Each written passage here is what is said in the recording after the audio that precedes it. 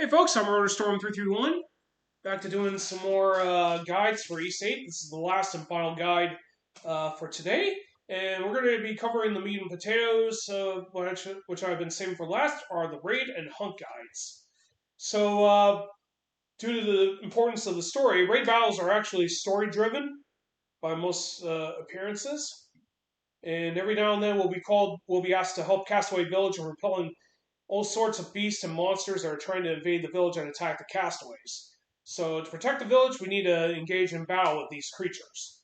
So this guide's going to give you some basic rundown of how we do in defenses for in protecting the village, the battles itself, and we'll also be doing the same for the hunts guides. So if you enjoy the content I've been putting out for the Ys VIII guides, feel free to leave a follow or a sub on my Twitch channel, as well as subscribe to my YouTube channel, which is where I'll be doing all my highlights and export them over to YouTube. So let's go ahead and get started. So during Chapter 2, when you explore further into the towering coral forest, you'll get notified by Pero to return quickly to Castaway Village, and that's because beasts are poised to attack the village. So after that instance, every now and again, you'll be asked to take part in raid battles. There's actually one raid battle that occurs during a side quest. And that's usually when you find and rescue Ed, in addition to finding the flowers for Allison. So that takes place right after they have their child, after Allison gives birth to their first child. So, needless to say, the castaways are very angry, so they punish the beast in turn. But anyway, the ultimate objective is to protect the Castaway Village from rampaging monsters, as well later on primordials. So, after you get the materials mandatory quest completed during Chapter 2, your defenses will be fortified. Of course, as you can see there's the barricade, and much of the village will be upgraded to what it is now. So, to better protect the village, we do need to upgrade the defenses. And those are extremely important because raid battles are not only mandatory to protect the village, but you actually get ranked and rewarded accordingly based on your performance in raid battles. And before we go over that, we're going to go ahead and cover the defenses to fortify the village. So as you can see right here, I already maxed out all of the defenses for the village. The barricade is probably the most important defense because that prevents the monsters from getting in. And if they succeed in destroying the barricade, I wager that would be a game over if that happens. So you'll definitely want to prioritize any of your resources and materials to getting the barricade upgraded as much as possible. Every time it's enhanced, it improves the defenses as well as HP. Lures, of course, are used as decoys to prevent enemies from going after the barricades. They're just about as important to protect as much as the barricade. So you'll definitely want to keep the lures intact as much as possible because that'll keep the monsters from going after the gate. So you can enhance the defenses of the lures up to 5, and you can install as many as 8 of them. And you can also add poison status to the lures so that if any enemy attacks it, they'll get poisoned. Stockades are additional defenses to the village. They put up spiked barricades, mini barricades, so that if any enemies try to go for the barricade, they will they'll get impeded by these stockades. For the most part, they should be treated just the same way as lures. Keep them protected because I think they also add to your bonus points. I could be wrong, but this can be enhanced up to 5, and you can install up to 4 of them. And it also has a special effect of being imbued with paralysis. So any enemies that runs right into these will get paralyzed. Catapults are your only auxiliary attack options for Adderall's team. So basically, these will periodically throw rocks at enemies. This will help you damage enemies quite a bit. Not a whole lot, but it does have an impact range, and sure, in truth, it can be enhanced up to 5 times, installed only 1, and can also inflict burn status once that gets applied. Stone gongs have 2 purposes.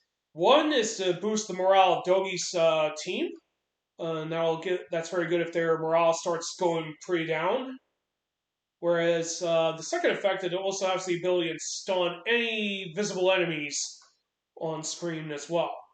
So you can enhance this up to 3, install up to 1, and it also adds the break effect to the gong. So anytime you strike the gong, it automatically inflicts break status on any enemies that with an attribute weakness. Very useful in most situations. Don't forget, you'll definitely want to use this to boost up Doggy's team's morale every now and then because they're going to have some periods where their morale is at a pretty darn low point and they'll be struggling. So basically, once you complete a raid battle, what you'll be able to do is do raid practice. So once you complete the raid, you'll be able to return to these previous raids to do raid practice. So as you can see right here, these are the ones that will take place during main story as well as one I think that takes place right after the side quest where you rescue Ed. So basically, the enemies will start getting progressively strong. It starts off with regular monsters, but eventually starts evolving into primordials.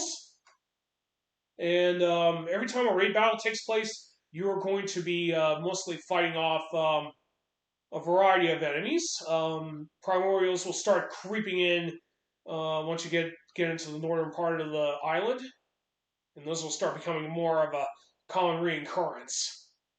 So during each of these raids, you will be ranked on performance anywhere from C to S. To get all the items, you will need to hit S rank. Now, the rank only applies to Adult's team, so these are like one-time rewards. 3 of the Spirit Elixirs can be won through getting S rank on certain raid battles. One of the gift items for Sir Carlin has to be attained through A rank. I believe that's the last one right here. Stand your ground. And there's plenty of good accessories you can get for winning, getting these at S rank. So at the most part, each one requires you to have a specific amount of points to achieve S rank. They're not set, but some raid battles can get pretty chaotic depending on the waves. And each one has anywhere between 3 to 5 waves. Some can be 6, I believe.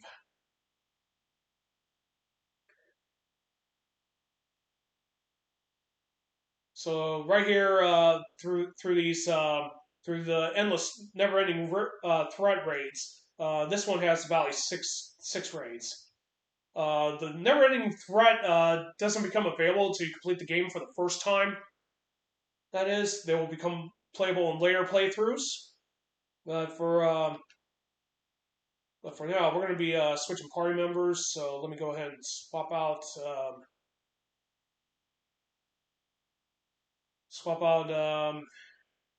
Loxia for Rakota,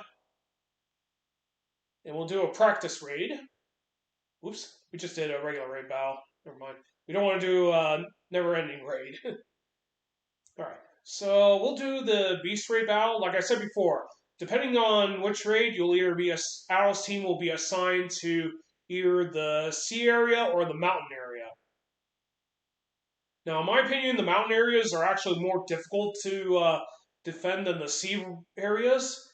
But depending on the raid in question, you might be fighting more enemies than normal. So we'll cover the first one first.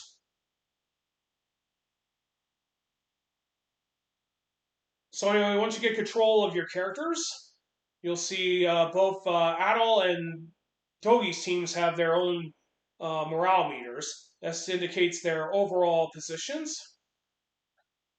And for every time you score kills, you'll basically get bonus points based on how fast you finish your kills, as well as score any bonuses.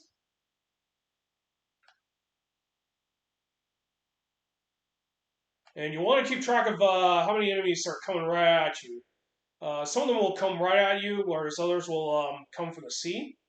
Now, when you do finish raid battles, you will be graded based on your performance. You definitely want to keep your HP up, as well as keep your lures and stockades and barricades intact. That means less damage means more bonus points. You also get graded for performing flash moves as well as flash guards. So right there, I got a flash move.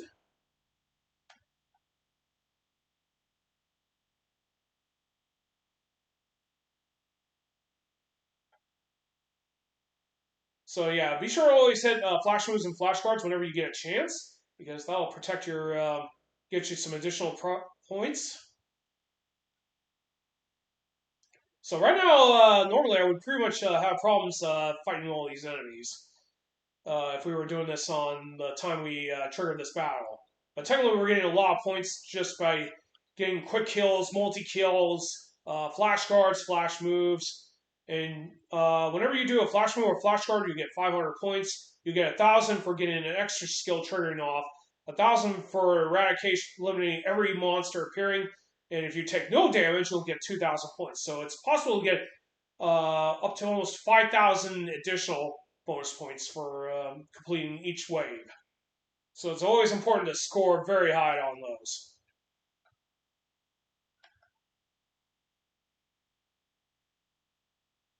So we're going to finish up this battle.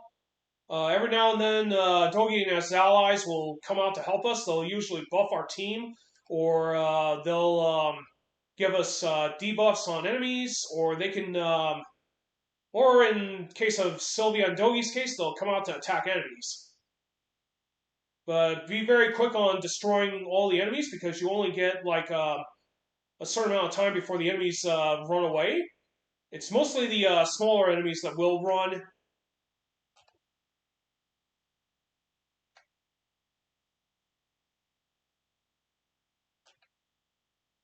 So don't dilly-dally on when any of these enemies show up because you do want to get rid of them as quickly as possible because they will leave after a small bit. Now, I didn't do any EX skills, so we didn't see the 1,000 points. But anyway, if you're curious as to when we get back to the get back into control and now the raid battles, I'll show you each castaway's skill, temporal skills for raid battles. They'll get to do this during raids. So basically, you want to score as much points as you can possibly squeeze in. So I scored an S rank. So basically, you'll be graded based on how fast you get your raid battles done. It also takes into account your base HP, your lore HP, your barricade HP. This also includes your total party's HP rate during each of the waves, your total kill rate, and this also includes stage clear bonuses. Safe base bonus, you can get up to 5,000. Safe trap bonus, 5,000. 9,000. Time bonus, 5,000. Kill rate, 5,000. And if you can keep your HP at 100% throughout the entire thing, you'll get 5,000 bonus points in addition to those. So it's very important to do very well to protect your traps, your base, get everything done quickly, as well as get a very high kill bonus, kill every enemy that appears, and keep your HP up. So this also means projectile attacks, anything that hits enemies from a distance, are always nice to have. Because if you hadn't realized, I was using Rakota's Dino Throw, which she would normally not have when you do get her, but later in the game this becomes so easy. So if you're struggling to hit the S ranks, it's best to wait until your party gets more mastered skills, gets more castaways, and gets better gear. That's about the only advice I could probably give anyone if they're struggling to hit the S ranks. But technically, you want to make every bit of your effort to prioritize getting S ranks for Adult's team because those are the only times you'll get the one-time bonuses. But you do get materials based on how well you perform with Dogi's team. The amount you get depends on their ranking, or how many materials you do get. So be sure it's always important for them to do pretty dang well as well. So each castaway that you rescue also takes part in the raid battles. That also includes our animal allies like Little Pero, Shoebill, and Master Kong. Of course, none of our party members have raid skills. So Dogi has Ultra Strike. This allows him to damage all enemies on screen, plus inflict break status on all of them. Allison has Rescue Goods. This will allow us to revive any of our party members that have fallen. We'll give them a temporal HP regen. Ed, once he joins up, will give you a strong resolve. This will lower the amount of incoming damage on your party, I believe. Luke, unfortunately, is a newborn kid, so he does not take part in these battles. Thank goodness. Caitlin, who you rescue, will give you Courage Hammer. This will temporarily give you an extra huge regen increase, so that'll allow you to get more chances for extra skills to be triggered. Sister Nia gives you Star Blessing. This will give you unlimited skill use for a brief amount of time. Dina will give you Paralysis Ball. This will inflict damage on enemies while paralyzing them at the same time. Arrow will give you Emergency Repair. This will repair defenses that have been damaged, like your barricade, lures, stockades, and torches. Regio will give you access to Manure Ball. This will damage enemies and inflict darkness on them. Marilda will give you Supreme Dish, which will give you a random meal effect. So any meal effects that you currently have will randomly be applied, so that's always nice to have. Lick, when he joins up, will give you Precise RX. This will give you Cure Status and Temporal Status Null. Queen, when she joins up, will give you Chili Chunks. This will allow her to damage enemies while in addition to freezing them. Austin will give you Healing Melody. This will revive party members as well as give you temporal HP regen. This is basically the same thing as Allison's. Celia, when she joins up, will be the only other castaway that allows you to attack, aside from Dogi. This gives her access to Blaze Bliss. This inflicts damage to all enemies while inflicting burn status to all of them. Thanatos, when he joins up, gives you Veteran Commander. This gives you Temporal Great Battle Situation, which is actually pretty good for both Adol and Dogi's teams. Kathy, when he joins up, gives you Sailor Spirit. This gives you extra huge regen. Franz, when he joins up as Butler Guidance, this will give you a temporal crit rate increase. So when this is out in play, this will allow you to inflict more critical hits than normal. Normally, crits are only available during flash guards, so that's always nice to have. Sir Carlin is pretty interesting because he's like the only character with a buff skill that actually buffs enemies. Whereas when he finally rejoins Castaway Village later on for good, he'll start being more helpful. He does have Noble Dignity, which will temporarily lower enemies' attack defense. But during Chapter 2, he has Vanity Confusion, which boosts enemy monsters' damage outputs. So it's pretty much there because he's not very cooperative. But once he rejoins near the end of the game again, he'll be a lot more cooperative. Griselda from Ys VIII Memories, the Revelations of Celceta. She has Regal Command. This will do the same thing as Sir Carlin's, which inflicts temporal enemy attack defense down. Little Peril will give you Rainbow Cheer, which will the cheer effect is random. So you don't know what you're going to get until Peril says something in general. Sugar will give you Silent Wing, which I explained a little bit earlier on the fishing guide. This improves damage output for our party members.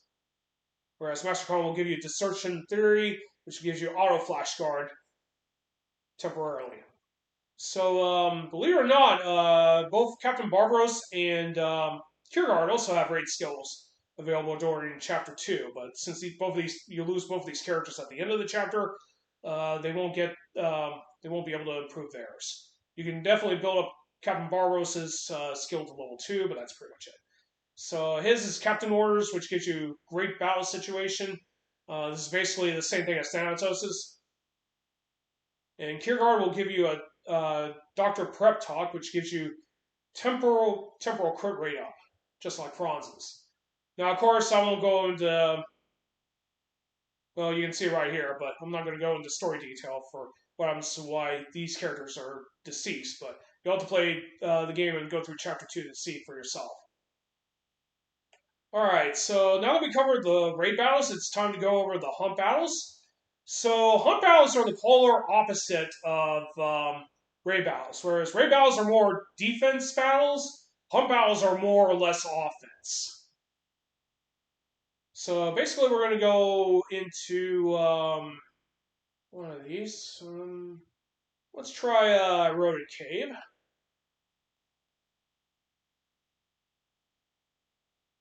So basically, in hunt battles are a lot more different than your standard raid battles because in this case, our ultimate goal is to pretty much destroy every enemy that comes out of these dens and destroy the dens in turn. You won't be able to destroy these right off the gate until you put torches. So once a torch gets put out, you'll be able to start attacking each of these dens and the monsters that come out of them.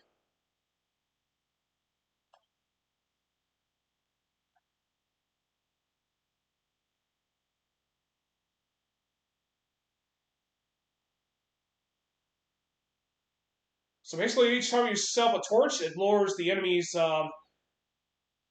attack and defense. This also makes the said monsters more weaker, and the dens become more vulnerable to being damaged. So basically, you want to prioritize protecting your torches because that'll make it more easier for you to hit each of these enemies.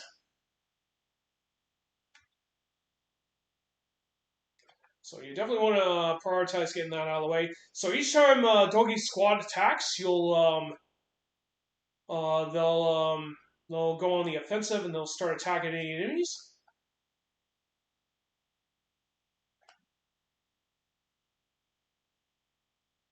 Now, unlike the other categories, you want to prioritize keeping your HP as high as possible, while at the same time fending off possible attackers.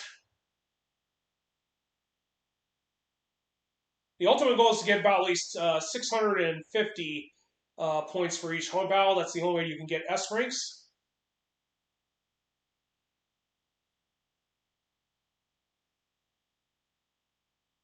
Now, it's very difficult to keep the score going, but it is possible to keep enemies from hitting the torches.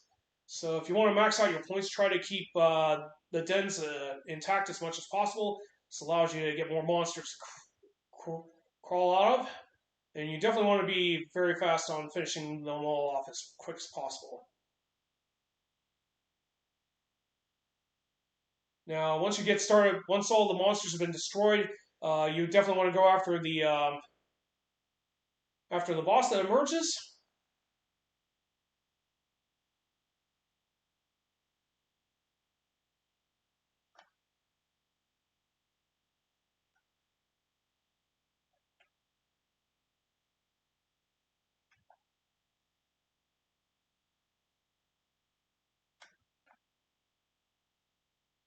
All right, we got 600. I don't know if that'll be enough to hit the 650, but technically the same rules apply to the hump battles. You definitely want to hit flash guards or flash moves whenever possible. Hit EX skills. EX skills, when triggered, give you 2,000 additional points. So if you get the time, be sure to trigger those. So unfortunately, I was about at least 2,000 short. But technically, you want to prioritize. You definitely want to prioritize perfect control as well as among other things. So unfortunately, it's very hard to attain S ranks. But the good news is you don't get really anything huge like spirit elixirs or whatnot. But you do get some pretty darn good defensive gear whenever you successfully apply to them. So in some cases, you definitely want to let the monsters run loose so you can get more kill takedowns as well as hit your flash moves and guards and whatnot. But just make sure your HP is very high. It is more likely to score more points in a hunt battle than it is in a raid battle. But at the same time, hitting S rank for those is much harder than what you would think it would be. So anyway, what tips and miscellaneous stuff I can give you? So if you're having difficulty trying to hit S ranks on raid battles and you still can't get them right even when you do everything correctly, it's best to wait until your party has more levels, better weapons, and probably get more better skills. Those will help you get you more points. Of course, hitting flash moves and guards are always important too because that gives you additional points. Not to mention you can chain multiple of those in turn. So try to hit flash moves and flash guards during any raid or hunt battles. Rescuing as many castaways as well as get their side quests and gifts out of the way will also boost up their raid skills. So it's also very important to have those on hand as well. But technically, these types of games are pretty fun, especially if you're aiming for a completionist. Prismatic jewels can be won through the hunt battles. If you do decide to take on the never-ending threat raids and obtain S ranks for those, you will get Tempest elixirs. Those are very important if you're trying to get everyone to level 99, as well as some pretty rare materials. But technically, raid battles are actually very good for materials. Same with hunts. But technically, hunts aren't nearly as important as raid battles, if you want my honest opinion. But if you're going for S ranks for hunt battles, always keep the monster dens intact so you can get more enemies to start cropping in, and you can defeat more of them and get more bonus points out of them. So don't be afraid to whip out the EX skills and anything else you might need. Of course, any adventure gear that you get towards the game are very important, because you also have you can use this to improve your speed, get double jump. Area skill, which you get for 100% completing the map, will let you build up your extra huge more quickly.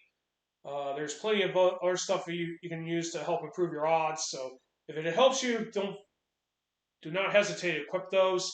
And hopefully this will give you a general idea of how to get you some more success in raid and hunt battles. Alright, so now that we're done, hopefully these guides will help you out in any way possible. I mean, it's not picture perfect, but I hope it does help anyone in any way.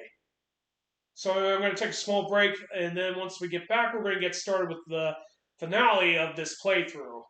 We're going to finally finish this playthrough of Ys VIII, so that everyone gets a chance to see the game's true ending. And once I get back from taking a small break, reload water and everything, we'll get started. And anyway, again, feel free to sub to my YouTube channel and leave a follow and sub on my Twitch channel if you want. Those will help me get inspired to create more content, and definitely helps grow the channels bit by bit. I'm RotorStorm331 temporarily signing off. I'll see you all in a bit, and I'll catch you all. And when we get back, we'll get started with finishing up Ys VIII.